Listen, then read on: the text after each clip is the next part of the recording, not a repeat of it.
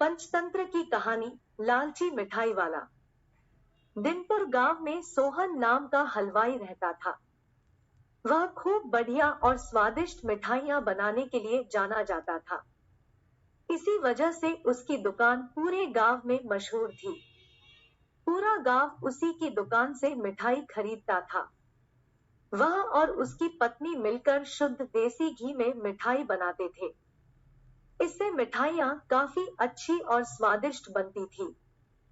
हर रोज शाम होते होते उसकी सारी मिठाइयां बिक जाती थी और वह अच्छा मुनाफा भी कमा लेता था।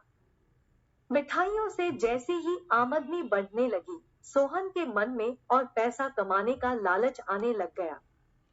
अपने इसी लालच के चलते उसे एक तरकीब सूझी। वह शहर गया और वहां से एक दो चुंबक के टुकड़े लेकर आ गया। उस टुकड़े को उसने अपने तराजू के नीचे लगा दिया। इसके बाद एक नया ग्राहक आया, जिसने सोहन के पास से 1 किलो जलेबी खरीदी। इस बार तराजू में चुंबक लगाने की वजह से सोहन को अधिक मुनाफा हुआ। उसने अपनी इस तरकीब के बारे में अपनी पत्नी को भी बताया, लेकिन उसकी पत्नी को सोहन की यह चालाकी अच्छी नहीं लगी। उसने सोहन को समझाया कि उसे अपने ग्राहकों के साथ इस तरह की धोखेबाजी नहीं करनी चाहिए, लेकिन सोहन ने अपनी पत्नी की बात बिल्कुल भी नहीं सुनी। वो हर रोज तराजू के नीचे चुंबक लगाकर अपने ग्राहकों को धोखा देने लगा। इससे उसका मुनाफा बढ़कर कई गुना अधिक हो गया। इससे सोहन को काफी खुशी हुई। एक दिन सोहन की दुकान पर रवि नाम का एक नया लड़का आया। उसने सोहन से 2 किलो जलेबी खरीदी। सोहन ने इसे भी चुंबक लगे तराजू से तोलकर जलेबी दे दी। रवि ने जैसे ही जलेबी उठाई, उसे लगा कि जलेबी का वजन 2 किलो से कम है। उसने अपना शक दूर करने के लिए सोहन से दोबारा से जलेबी को तोलने के लिए कहा। रवि की बात सुनकर सोहन चिढ़ गया। उसने कहा, मेरे पास इतना फालतू समय नहीं है कि मैं बार बार तुम्हारी जलेबी ही तोलता रहूं। इतना कहकर उसने रवि को वहां से जाने के लिए कह दिया। सोहन मिठाई वाले की बात सुनने के बाद रवि जलेबी लेकर वहां से चला गया। वह एक दूसरी दुकान पर गया और वहां बैठे मिठाई वाले से अपनी जलेबी तोलने के लिए कहा। जब दूसरे दुकानदार ने जलेबी तोली तो जलेबी सिर्फ 1.5 किलो ही निकली। अब उसका शक यकीन में बदल गया था। उसे पता चल गया कि सोहन मिठाई वाले के तराजू में कुछ गड़बड़ है। अब उसने तराजू की गड़बड़ को सबके सामने लाने के लिए खुद एक तराजू खरीद लिया और उसे ले जाकर सोहन मिठाई वाले के दुकान के पास ही रख दिया। फिर रवि अपने सभी गांव के लोगों को वहां पर इकट्ठा करने में लग गया। जैसे ही लोगों की थोड़ी भीड़ बढ़ने लगी, तो उसने गांव के लोगों को कहा कि आज मैं आप सभी लोगों को एक जादू दिखाऊंगा।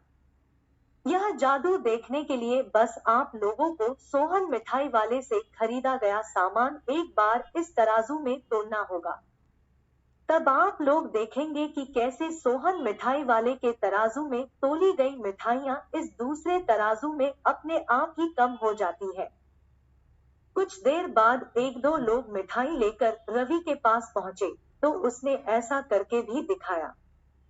इसके बाद सोहन के दुकान से जिसने भी मिठाई खरीदी थी, सभी ने रवि के तराजू में तोलकर देखा, तो सबकी मिठाइयां 250 ग्राम से लेकर आधा किलो तक कम निकली। यह सब देखकर लोगों को काफी हैरानी हुई।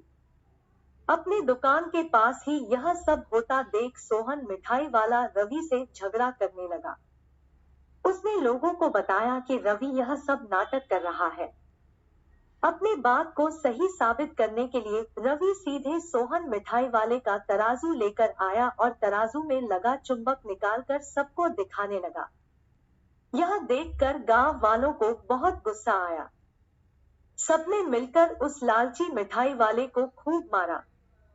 अब उस लालची मिठाई वाले को अपने लालच और उसके कारण की गई गलत हरकतों पर पछतावा हो रहा था। उसने अपने गांव के सभी लोगों से माफी मांगी और वादा भी किया कि भविष्य में वे ऐसी कोई भी जालसाजी नहीं करेगा। सोहन की इस धोखेबाजी से पूरा गांव नाराज था, इसलिए लोगों ने उसकी दुकान में जाना काफी कम कर दिया। इधर सोहन के पास पछताने के अलावा कुछ और नहीं बचा, क्योंकि वो पूरे गांव वालों का भरोसा खो चुका था। कहानी से सीख, कभी भी लालच नहीं करना चाहिए। हमेशा ईमानदारी के साथ अपना काम करने से ही इंसान का नाम होता है। लालच के चलते भले ही कुछ समय के लिए अच्छा फायदा हो, लेकिन इससे इज्जत और आत्मसम्मान दोनों कम हो जाते हैं।